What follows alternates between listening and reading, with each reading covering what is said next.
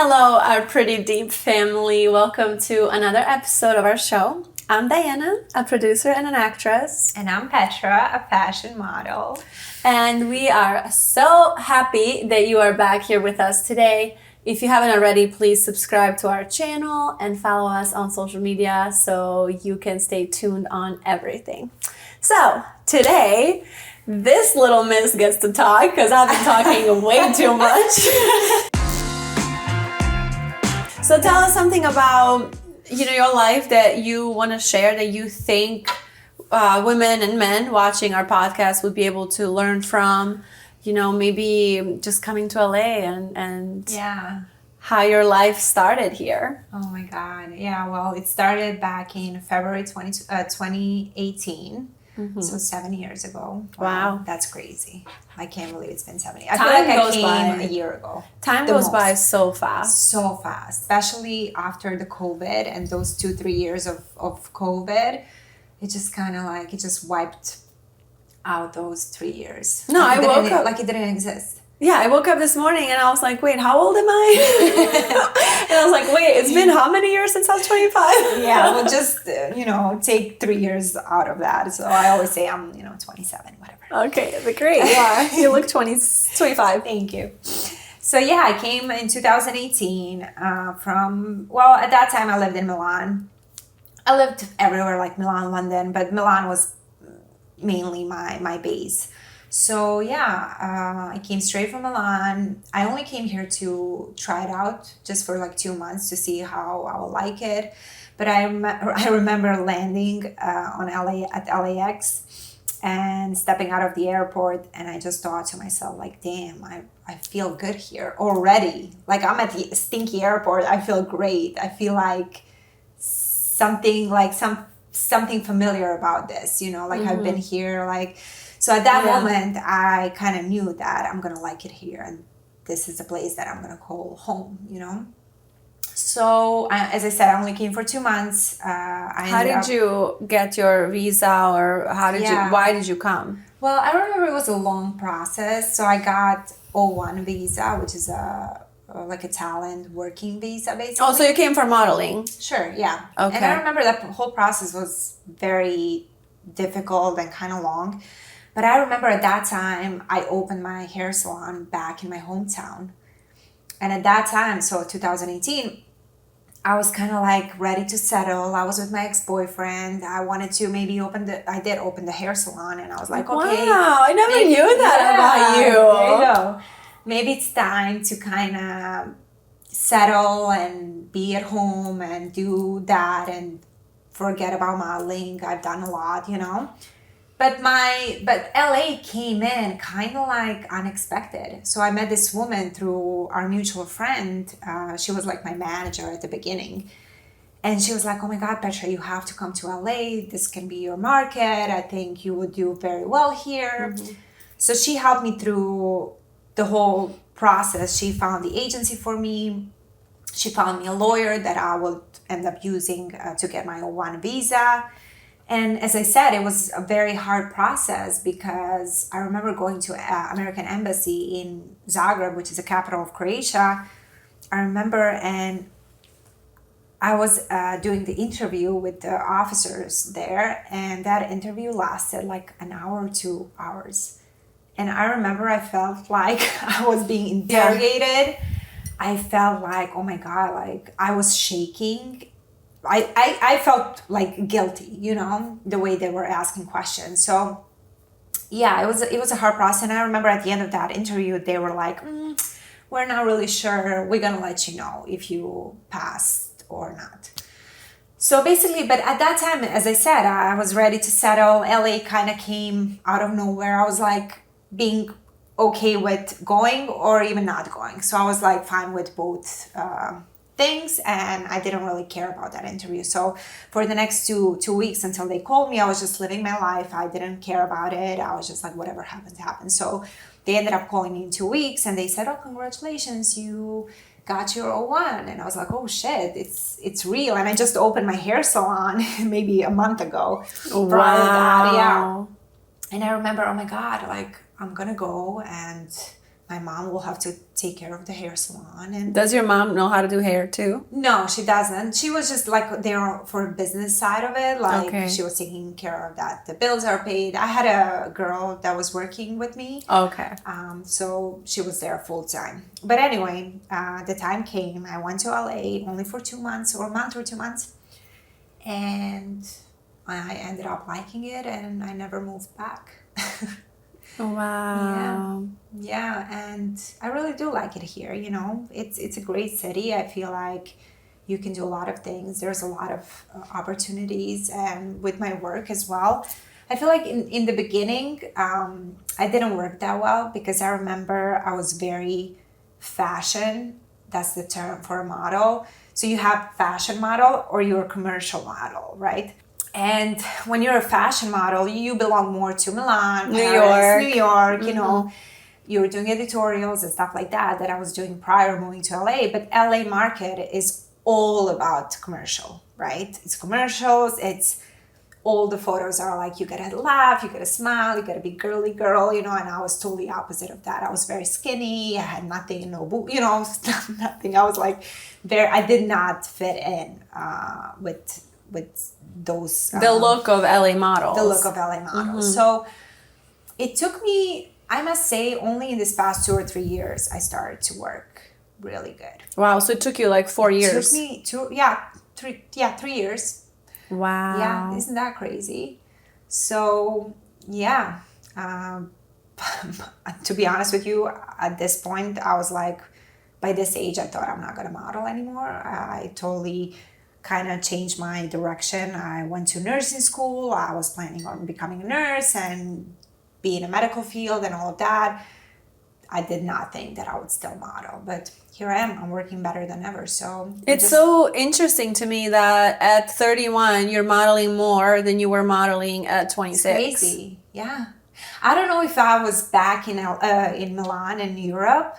I don't know if that would still be the case because I know back there, I know they like the young models. Yeah, I'm saying in LA. New faces. Yeah, LA. Yeah, yeah. Isn't that crazy? It's and I'm so very happy interesting. about it. Yeah, sure. Yeah, I love that now in the modeling industry, women can literally model into their 50s. Yeah. I mean, I see models nowadays like in their 50s doing commercials and, you know, and I think it changed a lot for women and I'm really, really happy about that. But I will say one thing, and I really want your thoughts on this. The whole plus size, okay? The whole body image and the whole Lizzos of the world. Like, you know, probably... Lizzo she lost, I think, like 70 pounds. Did you see her recently? No. Because they're all using Ozempic right now. So that whole body positivity and that's all behind now. Now they all want to be skinny. So now it's no longer messed up to tell someone to lose weight. So what do you think about that? I think that the whole body positivity was freaking madness, okay? I don't want you sitting there on Sports Illustrated, 400 pounds, being an example to young women to be obese. And we know that obesity is directly linked to heart disease. And that's like literally number one reason people die in America. So for me, the body positivity, you know, the really, really big obese people, like, I'm sorry, but a model should look like a model. It should be skinny, fit, go to the gym. I want to strive to look like a model. I want to look at her and walk by Victoria's Secret and be like, wow, which I did. I want to be inspired. And that's exactly what happened when I was in my days. And, you know, like all the agencies were saying no to me because I looked too commercial because I was going to castings in New York. And they're like, no, let's see your cheekbones, let's see that, let's see that. During this time, I didn't even have lips because I clearly get my lips done. And I remember thinking, I want to look like that. You know, these are beautiful women and they're inspiring. And this looks like health and fitness. The only thing is some people will look at it like you and be inspired by it. But then other group of women would be like, oh, feeling bad about themselves. Well, you know? I agree 100%, but that's not the modeling industry's responsibility. How you feel is none of their business.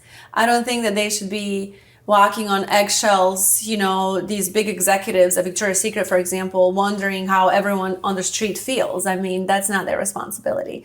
And I love how you're so kind and how you understand people. And I always like that about you. I try to be that way too, but there's just certain things that bother me, you know. And you have every right to that, for sure. That's what bothers you, yeah. I agree with you. I think with that whole movement, body positivity movement back in, I think that was around COVID time, 2020, 2021. I remember posting a picture, something regarding body positivity and how it is wrong to present obesity, being obese with something being normal and healthy. Because listen, I care about people, I care about their health, and I want for every person to be fit and healthy. And unfortunately, I don't know how many, what is the percentage of like obesity in America? I think it's very high. I think it's about 40 towards 50%, which is very, very high, you know. And America's been like that since forever, you know. So I think we need to encourage people to live a healthy, happy lifestyle rather than, now I'm so against Ozempic. Have you heard about Ozempic? Of course. And what does it do? And everyone has the Ozempic face now. Yes. You can like point it out everywhere. Yeah, and it's so sad because again, Americans are choosing a shortcut to something. That's the whole American philosophy.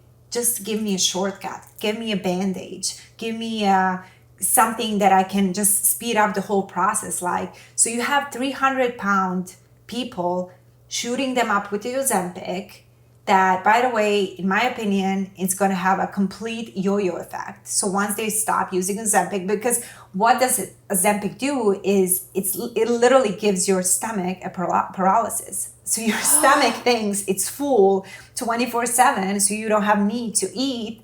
And now imagine when you stop that Ozempic, what is that going to do?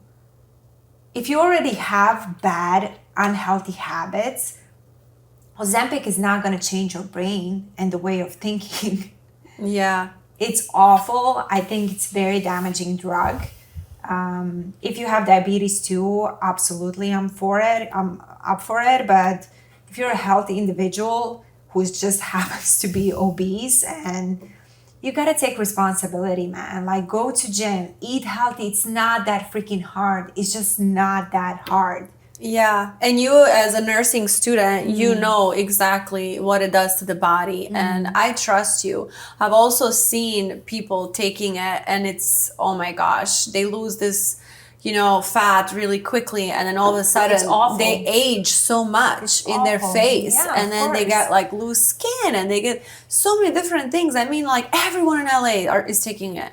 And it's so awful how people are following these trends, right? And then like, for example, when the Kardashians, when the huge BBL was in, and you know, the curvier look of women, they were all that. And now they're all on Ozempic and they're sticks. And we're all following them. And it's like, now all of a sudden you're supposed to have really thick eyebrows, but then 2 years later really thin. And it's exhausting as a woman to have to keep following trends. And that's why I always say, what I would tell every young woman out there is just prioritize your health, and the way you look will follow. Exactly. Right? You will glow from within. Yeah. You know, just eat healthy, go to the gym. I started going to the gym at 16 and never stopped. Yeah. And there's so many times I wanted to stop, but it's just one of those, like, you have to do that for yourself. You have to take your health as your own responsibility. Nobody's going to take care of it if you don't, you know? And you just can't expect that some drug's going to heal everything and that it's going to fix everything and that everything will just magically disappear, because guess what? It's just pushing under the carpet. That's all it is. Yeah, and I was reading the other day that actually in Croatia, these people that had diabetes couldn't get Ozempic. They couldn't get it at the pharmacies because they were sold out everywhere from people wanting a shortcut.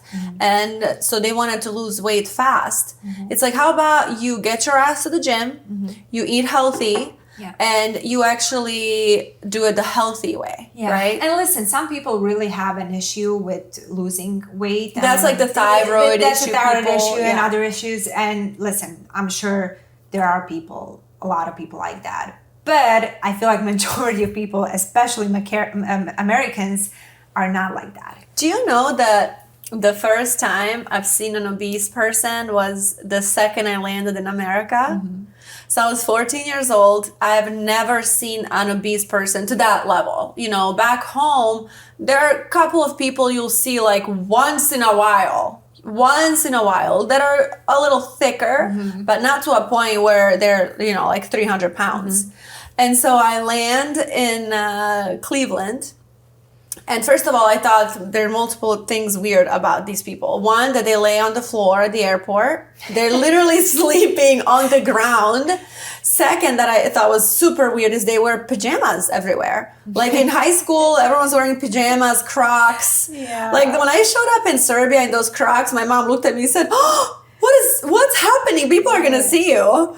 You know? Just don't give a damn. And then third was the obesity. And especially in middle America, you know, like LA is kind of better about that because I feel like a lot of people here are, you know, it's healthy and work out. More people are following a healthy lifestyle. LA is just that type of a city where you have a lot of hikes and it's almost like a bubble. But the second you leave LA, New York, Miami, you see America. Yeah, true. And so I saw this person and I remember I could not stop staring. And it wasn't because I was mean. I was just shocked that this was real. And I looked at him and he was walking in front of me and he was like humongous and he could barely walk. And I was like, oh, how, like, what is he eating? Like at what point in his life did he think I'm going to keep eating? You know, because like, don't you get to a certain point and you look at yourself and you say, whoa, I'm pretty big and this is not healthy. No. Let me get myself to the gym. No. Let me put myself on a diet.